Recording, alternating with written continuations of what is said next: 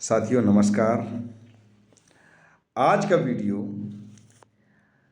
उनके लिए है जो ये कह दिया करते हैं कि एस्मा ने किया ही क्या है। देखिए, मैं नाम किसी का नहीं ले रहा हूँ, लेकिन इज्जत नगर डिवीजन के एक पदाधिकारी हैं, मात्र एक ऐसे पदाधिकारी हैं जो बहुत जिम्मेदारी के पद पर हैं, लेकिन उन्होंने कभी 5 पैसे का एस्मा का सहयोग नहीं किया है। देखिए, सहयोग ना करना ये कोई दुख की बात नहीं है, ये सिर्फ विचारधारा की बात है।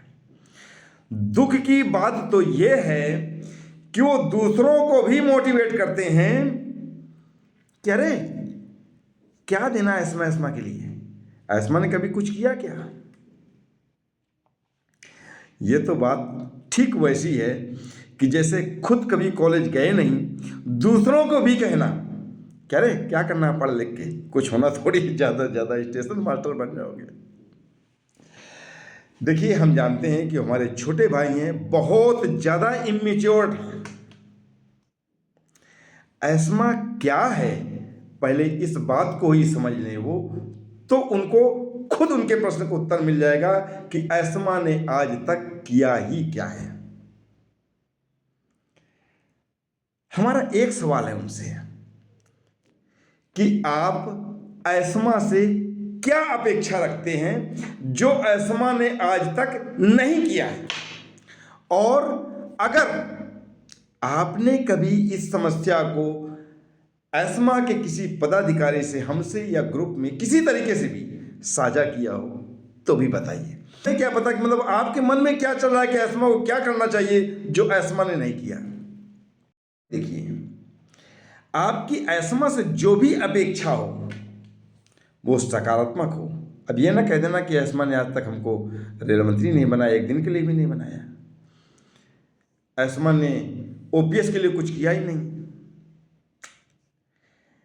देखिए, 16 जनवरी को अभी हम लोगों ने अधिकारियों से मीटिंग की, जा करके सीनियर डीएसओ महोदय से मिले, अपने बड़े साहब से भी मिले, जा करके एडीआरएम साहब से मिले, डीआरएम मैडम से मिले, अपनी जो कॉमन समस्याएं थी एक मेमोरेंडम में उनको दिया, मौखिक भी बात की। काफ़ी गहरी समस्या थी ओवर टाइम की, इस विषय में बात की। हर जगह से सकारात्मक रिजल्ट मिला और सभी ने ये कहा कि नहीं, वाकई जायज़ है।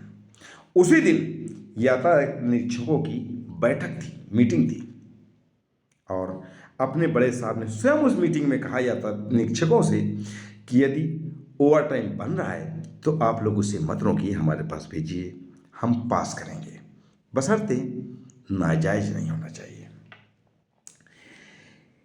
इस संबंध में हमने अगले ही दिन एक लिखित मैसेज व्हाट्सएप पर भी शेयर किया, ग्रुप में शेयर किया कि आप लोग भरिए, बताइए इससे ज़्यादा क्या अपेक्षा रखते हैं आप। अगर अब ऐसी अपेक्षा रखते हैं कि एस्मा आ करके आपको ओवर टाइम फार्म भरे और आपका हाथ पकड़ के उसमें साइन करवाए, अपनी जिम्मेदारी ले कि ये हमने भरवाया है, तो थोड़ा सा नाजायज नहीं लग रहा है। हाँ, आप भरिए। अगर आपको कोई रोक रहा है या इस विषय में आपको कोई टारगेट कर रहा है तो बताइए। ग्रुप में नहीं बता सकें तो कम से कम पर्सनल फोन करके कह दीजिए। लेकिन आप सिर्फ इतना कहते रहेंगे एस्मा ने किया क्या। तो देखिए, एक बात बताएं आपको कि इस तरीके की निगेटिव जो थॉट्स होते हैं वो आपकी इमेच्योरिटी को दर्शाते हैं। आप थोड़ा सा जब मेच्योर होंगे तो आप समझेंगे एस्मा का इतिहास क्या है, इसे इसकी नींव किसने रखी। पहली बात तो समझ लीजिए कि ये कोई पार्टी नहीं है, ये एक परिवार है। सुख दुख में हम लोग हमेशा एक दूसरे के साथ खड़े हैं। ऐसा नहीं कि यूनियन की तरह या पार्टी की तरह जाकर के हम अधिकारियों के सामने जाकर के लाठी डंडा लेकर खड़े हो जाएंगे। नहीं, हम अपनी बात कहेंगे, बिल्कुल बात कहेंगे, लेकिन सम्मानपूर्वक और विनम्रतापूर्वक बात कहेंगे। इस संगठन के यार एक वजूद है, एक रिस्पेक्ट है, आप इस बात को समझिए। रेल मंत्री भी हमारे संगठन का सम्मान करते हैं, हमारे बड़े साहब सम्मान करते हैं, डीआरएम साहब, एडीएम साहब, सीनियर डीएसओ साहब, आप आते तो कम से कम देखते आकर के कि इस संगठन का क्या, वो हमारा नहीं सम्मान कर रहे हैं, इस संगठन का इतना रिस्पेक्ट है। आप कैसे कह रहे हैं कि इस संगठन ने कुछ किया नहीं? अच्छा चलिए, हम कहते हैं कि ये संगठन नहीं, हमारा परिवार है। अभी हाल ही में फर्रुखाबाद में अपने ही परिवार के एक बड़े भाई हमारे इस दुनिया में नहीं रहे, हृदयाघात से उनका निधन हुआ था। हम लोगों ने जो बन पड़ा उनके लिए किया, उस परिवार के सहयोग के लिए क्या 1,08,617 रुपये की धनराशि हम लोगों ने कलेक्ट की। देखिए, इतनी बड़ी क्षति के बाद ये जो धनराशि है उस घाव को कभी नहीं भर सकती है, लेकिन कम से कम उस परिवार को ऐसा तो महसूस होता है कि एक और परिवार है जो हमारे साथ बराबरी पर खड़ा है। वाकई जब हम लोग गए वहाँ पर चेक देने, 1,08,617 रुपये उस परिवार को चेक देने गए, तो अपने ही बीच के अपने बड़े भाई को जिस समय हमने फोटो में मालाओं में लिपटे देखा तो मैं रो उठा और ये कहा कि भाभी जी, ये हम लोगों का सहयोग है, हम लोगों का प्यार है सर के प्रति जो था, इसे आप स्वीकार कीजिए। बावजूद इसके कभी भी किसी भी तरह की कोई समस्या आती तो पूरा परिवार आपके साथ खड़ा है। ये विशेषता है हमारे परिवार की। आप कैसे कह रहे हैं कि ऐस्मा ने हमारे लिए कुछ किया नहीं? अच्छा चलिए, मान लिया कि आपके पिता ने आपके लिए कुछ नहीं किया, बनियान नहीं लाए, धोती नहीं लाए, कपड़ा नहीं लाए, पैदा तो कम से कम आपको किया यार। क्या करोगे? आपको निकाल फेंकोगे या तुम खुद निकल जाओगे?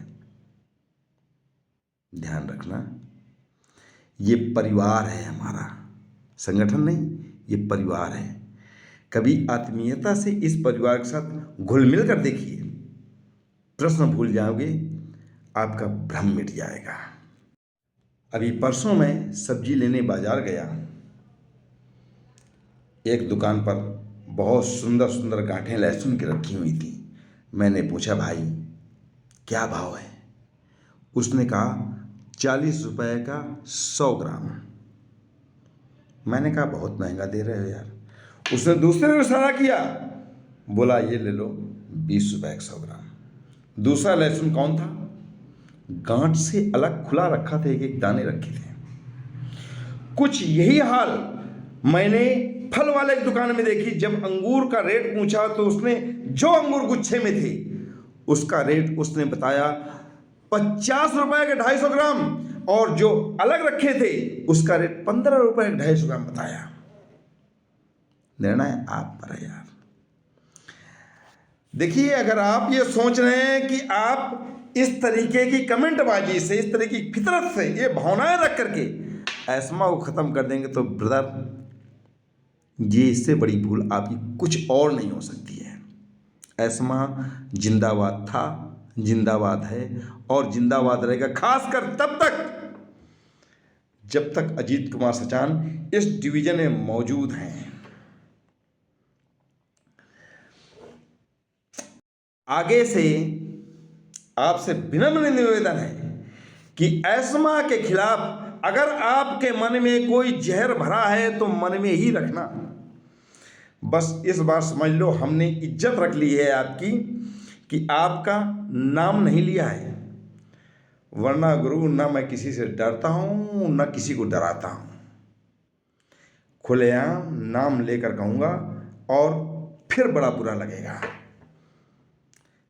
ये थोड़ा सा सोच समझ के, आपके अंदर अगर ऐस्मा के प्रति कोई क्लेश है, इस परिवार के प्रति कोई क्लेश है, बेशक आप एक पैसा भी चंदा मत दीजिए, एक पैसा भी सहयोग मत कीजिए, हमें जरा भी बुरा नहीं लगेगा।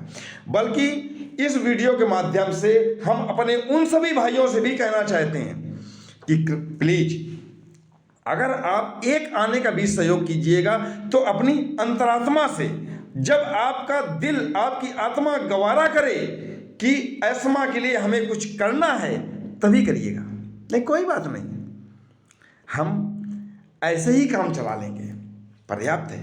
अब देखिए, ये तो बात रही उनके लिए जो ये कहते हैं कि एस्मा ने किया क्या। भाई, हमने निर्धारित किया कि हर माह की पहली तारीख को रात 7:30 बजे से लेकर 8:30 बजे तक आप ऑनलाइन आइए, अपनी समस्याएं लिखिए, अपनी समस्या साझा कीजिए, बताइए कि यार क्या समस्या है। आप कभी ऑनलाइन आए क्या? रात में 2 बजे ग्रुप में बकचोदी जरूर कर लेते हैं। अब उनके लिए भी हम बात बता रहे हैं जो बकचोदी करते हैं। गया में अधिवेशन था एस्मा का, हमारे बेटे का मुंडन नहीं था। इज्जत नगर डिवीजन से हम और श्याम सिंह सिर्फ 2 लोग गए। एस्मा से हमें मिला क्या? 2 दिन का अधिवेशन था, लेकिन हमारा लोगों का रिजर्वेशन जो था ना, कुछ कुल मिला के वो 1 दिन आगे का था, यानी अगले दिन सुबह 5 बजे का था। हमें 1 दिन एक्स्ट्रा होटल लेना पड़ा। 2 दिन तो व्यवस्था की, जो सेंट्रल बॉडी थी उन्होंने रहने की और खाने पीने की व्यवस्था की। लेकिन जब तीसरे दिन हमको रुकना पड़ा तो एस्मा इज्जत नगर से हमको 1000 रुपये का हमने सहयोग लिया, होटल में रुकने का किराया लिया। बस अब सोचिए, जो 3 छुट्टियां हमने, 3 छुट्टियां श्याम सिंह ने खर्च की, उसका क्या टीए लिया क्या हमने? यहां से जो हमें जो सेंट्रल बॉडी ने दिया 2 दिन रुकने का, उन्होंने अपने व्यवस्था से हमको रुकाया, अपनी व्यवस्था से खिलाए पिलाए। लेकिन जो गया से वहां तक जाने आने का जो खर्च हुआ, किराया भाड़ा जो खर्च हुआ, क्या एस्मा ने दिया क्या हमसे, या किसी से हमने क्लेम किया क्या? 1 दिन जो एक्स्ट्रा रुके, होटल में जो खाए पिए, जो भी खर्च हुआ वो हमने अपनी पॉकेट से खर्च किया। क्या एस्मा से हमने लिया क्या? श्याम सिंह की तबीयत खराब हो गई अचानक। हम लोग 11:30 बजे रात में इधर से उधर, नया शहर था, लेकर क्लिनिक भगे।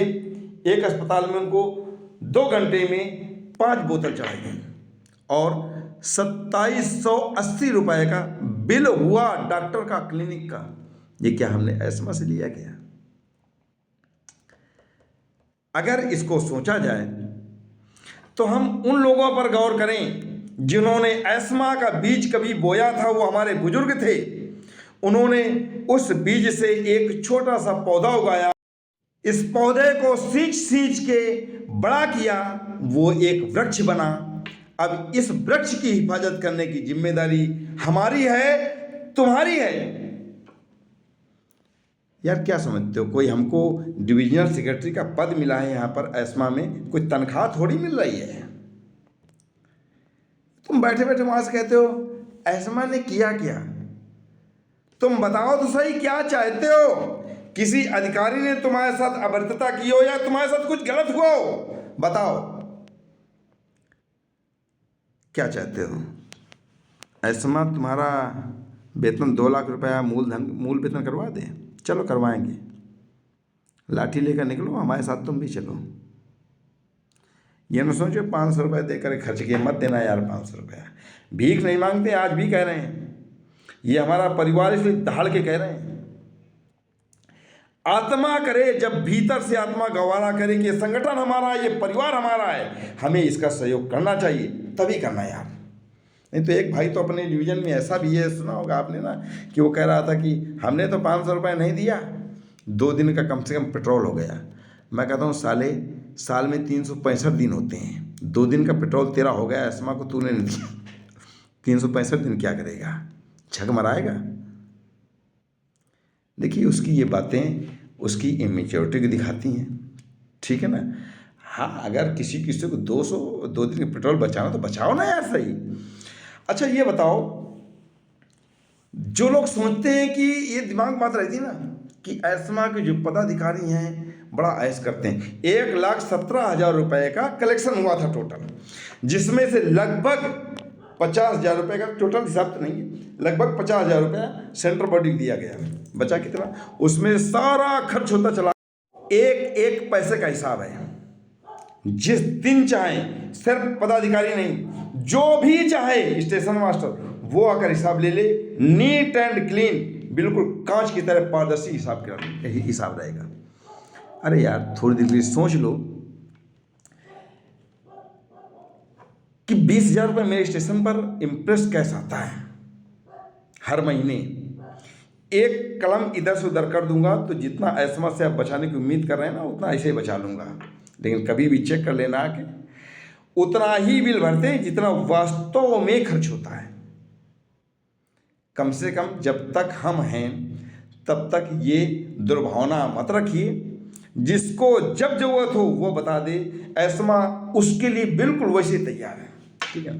तो इस तरीके की जो दुर्भावनाएं हैं मन में वो हटाइए और एस्मा को समझिए कि एस्मा क्या है। और फिर कह रहे हैं इस वीडियो के माध्यम से, मेरे भाई छोटे हों या बड़े, एस्मा को सहयोग केवल तभी कीजिए जब आपकी आत्मा की अंतिम गहराई गवाही दे रही हो तब। यार समझो, आपको भी तनख्वाह मिलती है, हमको भी तनख्वाह मिलती है। हम इज्जत नगर डिवीजन में एस्मा के लिए सेक्रेटरी के पद पर हैं। एस्मा से हमें कोई तनख्वाह नहीं मिलती है, ठीक है ना, बल्कि कुछ ना कुछ अपनी जेब से ही खर्च होता है। लेकिन यार ये जो कुछ खर्च हो रहा है उस समर्पण के आगे कुछ भी नहीं है जो हमारे बुजुर्गों ने इस परिवार के लिए समर्पित कर दिया, जिसने इस परिवार की नींव रखी, इस परिवार को इतना बड़ा बनाया, इतना मजबूत बनाया। अगर उन्होंने अपने समर्पण से, अपनी भावनाओं से इसे इतना मजबूत बनाया जहाँ से हमारा वजूद है, कम से कम थोड़ा सा निगेजेशन कम कीजिए। अब आइए बात करते हैं उन लोगों के लिए जो ये कहते हैं कि अकाउंट नहीं है इसलिए पारदर्शी नहीं है। देखिए, एस्मा का अकाउंट होना चाहिए, ये बहुत जरूरी है, लेकिन अकाउंट ना होने की वजह से पारदर्शी नहीं है, ये बात हजम नहीं होती है। अकाउंट के लिए सारे डॉक्यूमेंट, सारे पेपर रेडी हैं, बस मंटू यादव जी जो हमारे प्रेसिडेंट हैं एस्मा के, उन्होंने बात कर रखी। मैंने उनसे कहा कि यार कोई आए ना आए अपने नाम से आप खुलवा लीजिए अकाउंट, और क्या है, एस्मा के अकाउंट हो जाएगा, आप उसके प्रोपराइटर हो जाइए। लेकिन बैंक ने कहा नहीं, चूंकि संगठन के अकाउंट है इसलिए कम से कम 2 लोग होना चाहिए। अब देखिए भाई, हम जरूर जाएंगे और इतना सब कुछ किया है तो इसमें अकाउंट में भागीदारी रखेंगे अपनी, लेकिन समय नहीं मिल पा रहा है, इस वजह से नहीं जा रहे हैं हम। इसलिए सबको आह्वान करते हैं, कोई ऐसा थोड़ी कि हम डिवीजन सेक्रेटरी हैं तो हमारे नाम से ही अकाउंट होना चाहिए, कोई भी आए। और हम ये समझ, हमारी बरेली के आसपास के जो भाई लोग हैं उनके नाम से अकाउंट हो जाए तो और अच्छा है। कभी भी जरूरत पड़ेगी कम से कम तुरंत चले गए और चेक में साइन किए, पैसे निकाल के लेन देन हो गया, ठीक है ना। हमारे पास भी जो पैसा बचा है एस्मा का तुरंत हम दे देंगे, ठीक है ना। अब बाकी देखिए, किसी को भी कभी भी कोई भी शंका संदेह हो तुरंत हमसे कह दें। जो भी पैसा एस्मा का है, एक एक कलम, एक एक लिखित में हिसाब देंगे, और जहां भी आपको लगे कि ये गलत लिखा हुआ है वहीं बता देना, हम वो पैसा जेब से जमा कर देंगे। लेकिन कसम है हमको हमारे संगठन की, एक पैसा भी हमने कभी नाजायज नहीं लिखा है, ये थोड़ा सा विश्वास रखिए हम पर। अब देखिए, खाता खुल जाएगा, ठीक है, कोई नहीं जाएगा, हम जानते हैं। ग्रुप में हमने मैसेज डाल दिया है, थोड़ा जिम्मेदारी लेना अलग बात है, बाकी रात में 2 बजे ग्रुप में बकचोदी कर लेना एक अलग बात होती है। हम जाएंगे, जब इतनी जिम्मेदारी ली तो वो भी लेंगे, लेकिन थोड़ा सा मुश्किल हो जाएगा बार बार जाना यहाँ से, ठीक है ना। अच्छा ये बताइए, खाता खुल जाएगा तो क्या खाता वो बैंक वाले मैनेज करेंगे क्या, कि किसने कितना चंदा दिया? वो भी तो हैंडल अपने लोगों को ही करना होगा, थोड़ा सोचिए तो। लेकिन मेरे भाई, आप सहयोग करें या ना करें, आपसे प्रार्थना है कि करने के जैसा मत पैदा करें। हमें अगर मोटिवेट ना करें तो ना करें, लेकिन डीमोटिवेट ना